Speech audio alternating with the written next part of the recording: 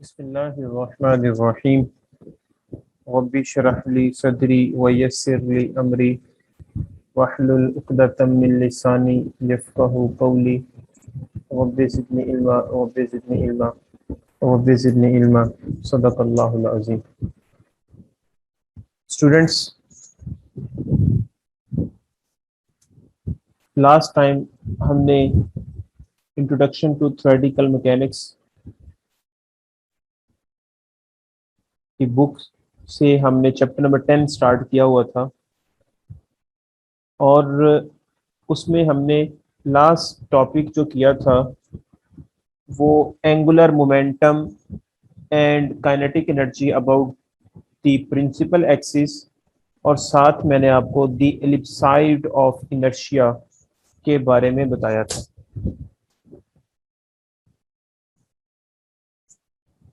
तो आज हम जो एलिप्साइड ऑफ इनर्शिया है उसका रिलेशन, मैंने लास्ट लेक्चर में बोला था आपको कि बेटा मैं नेक्स्ट लेक्चर में प्रूफ करवाऊंगा, तो आज हम उसको प्रूफ करते हैं।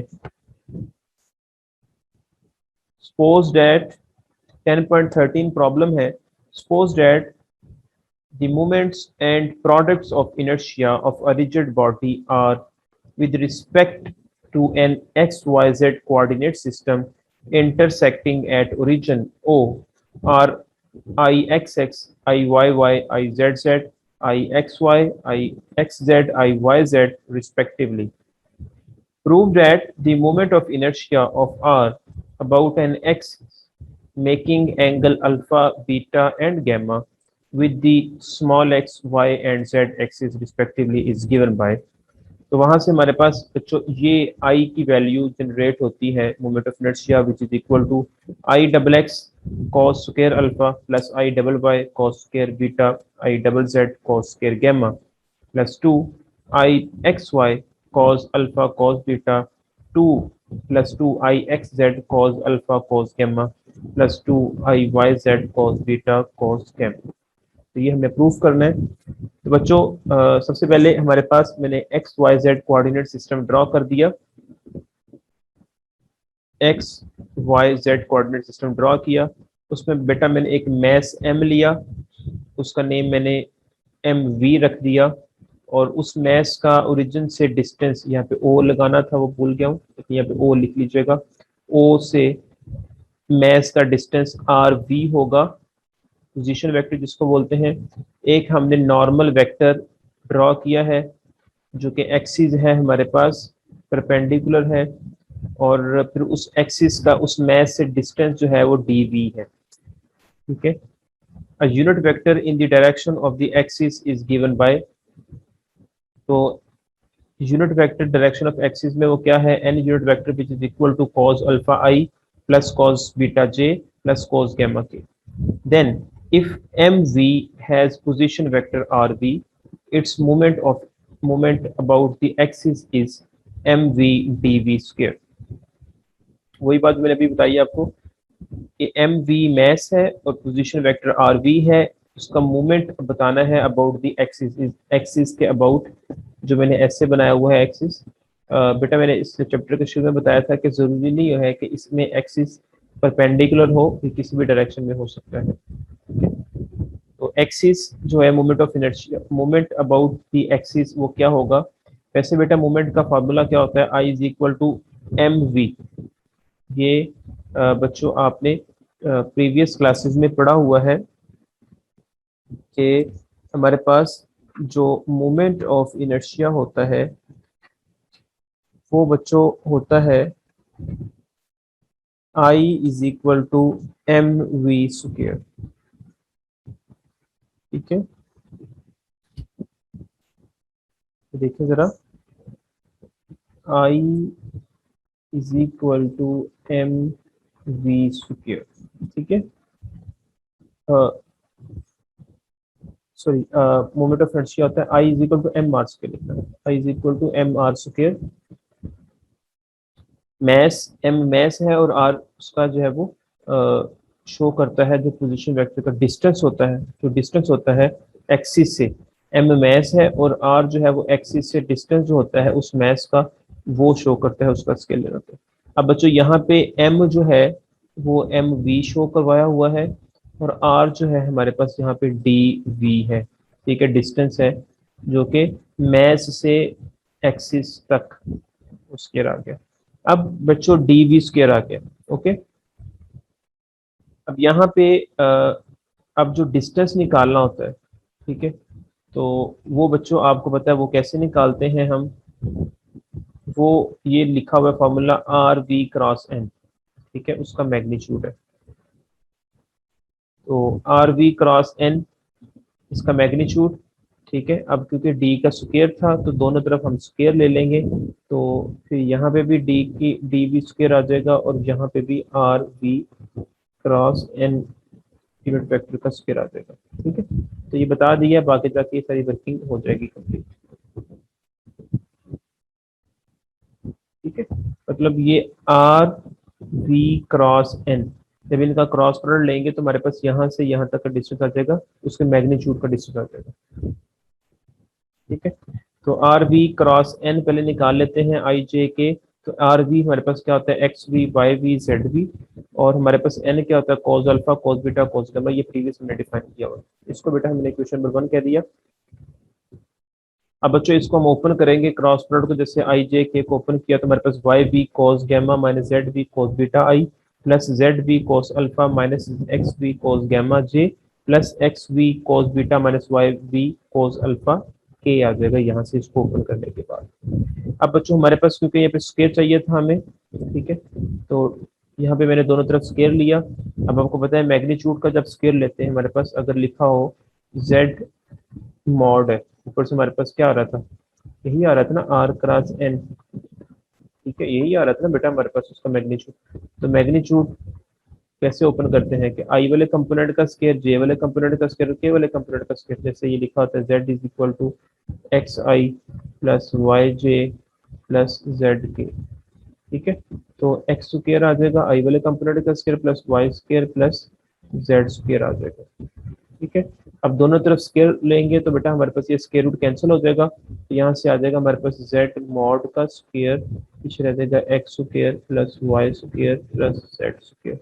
सिमिलरली हमने इस पे भी यही वर्किंग की है सारे पे। ठीक है, तो इसका हमारे पास स्क्वायर आ गया Y V cos gamma minus Z V cos beta, इसका स्क्वायर प्लस फिर इसका स्क्वायर प्लस इसका स्क्वायर। ठीक है,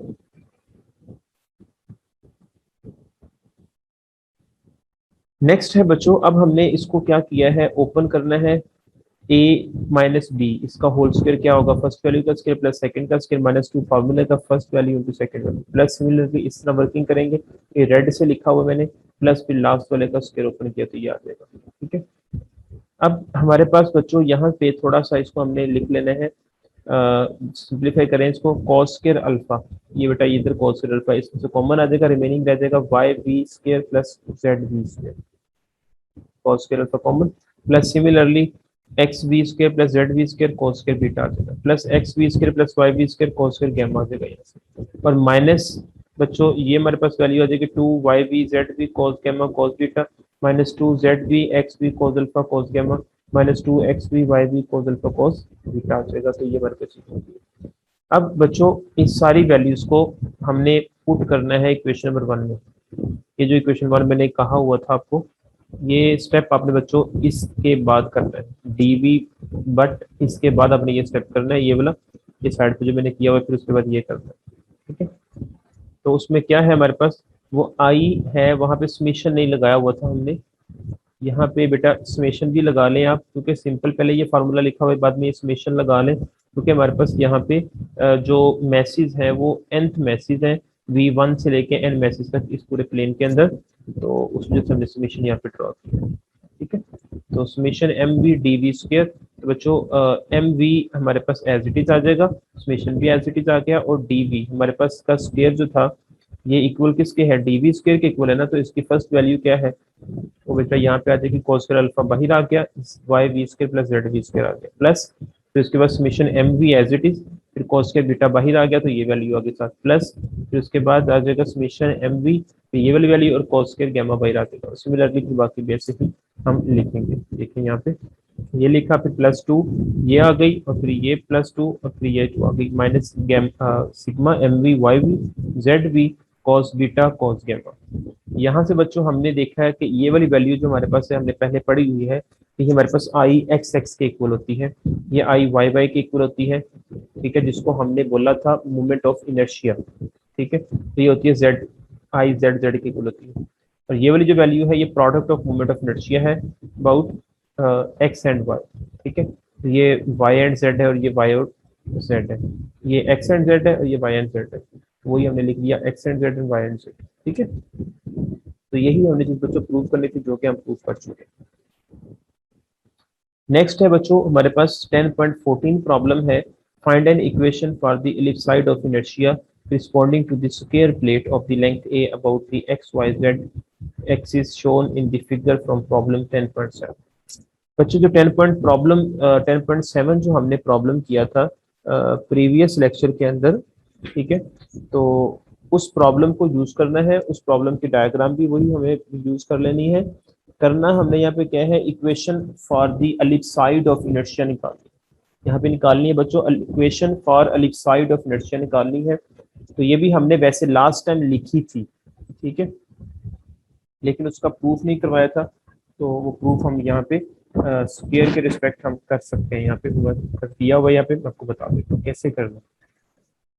we have from the problem 10.7। अब 10.7 में बच्चों हमने जो product of moment of inertia और प्रोडक्ट ऑफ इनर्शिया का जो रिलेशन निकाले थे स्क्वायर के रिस्पेक्ट, तो अब मैं पूरा क्वेश्चन नहीं कर रहा क्योंकि वो पहले ऑलरेडी करवा चुके हैं। तो पहले moment of inertia I XX I YY और I ZZ, ये हमने वैल्यूज ऑलरेडी वहाँ पे निकाली हुई है। जब पेपर में ये क्वेश्चन आएगा तो आपको सारे का सारा 10.7 वाला क्वेश्चन करना होगा, फिर उसके बाद ये आप नेक्स्ट आगे क्वेश्चन स्टार्ट करेंगे। तो I XX I YY और I ZZ हमें बताया हुआ है, वो हमें पता है, तो हमने वो लिख दिया मैंने direct.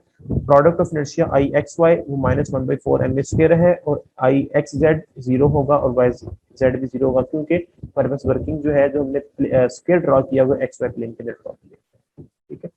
Then the equation of the ellipsoid of the inertia, equation of the ellipsoid of the inertia is given by, हमें पता है equation ellipsoid of the inertia क्या होती है, I XX rho x square plus I YY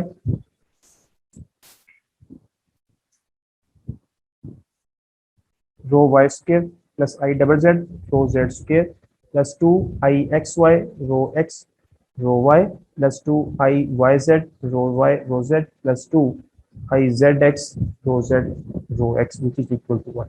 शायद मैंने last time equation में आपको जो पढ़ाया था क्लास में या ऑनलाइन, जो उसमें हो सकता है शायद मैंने वहाँ पे आई ना लिखा हो बच्चों, वो आई नहीं है बल्कि वो 1 है, ठीक है। अगर वो आई किसी ने समझा हुआ है या मैंने बता दिया गलती से आई, तो वो बेटा उसको करेक्ट कर ले, 1 आएगा। अब बच्चों I XX की वैल्यू क्या थी, 1/3 m² जो कि हम निकाल चुके हैं ऊपर, ये वाली वैल्यू, ठीक है।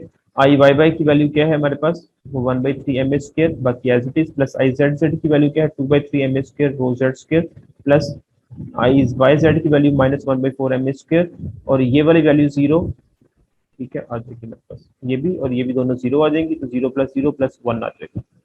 यहाँ से बच्चों हमने क्या किया है, यहाँ से स्टूडेंट्स हमने इसको मल्टीप्लाई कर दिया, तो हमारे पास सिंप्लीफाई करने के बाद ये बन के ये कैंसिल कर दिया। तो आफ्टर दैट स्टूडेंट्स यहाँ पे मल्टीप्लाई अब 3 कर लें आप, ताकि जब ये फ्रैक्शन खत्म हो जाए, यहाँ से 3 से मल्टीप्लाई किया तो अब m² rho x square plus m² rho y square plus 2m² rho z square minus 3/2 m² rho x rho y is equal to 3 × 1 आ जाएगा, ठीक है।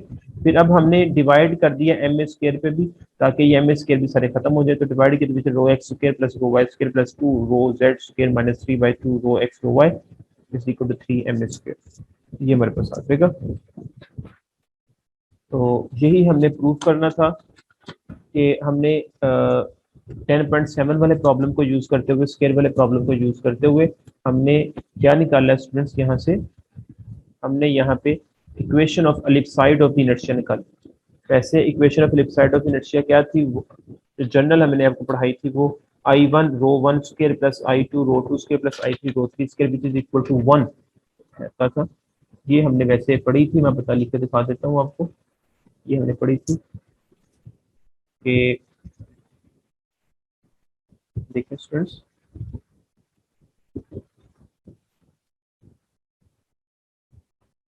I1 rho 1 square plus I2 rho 2 square plus I3 rho 3 square which is equal to 1।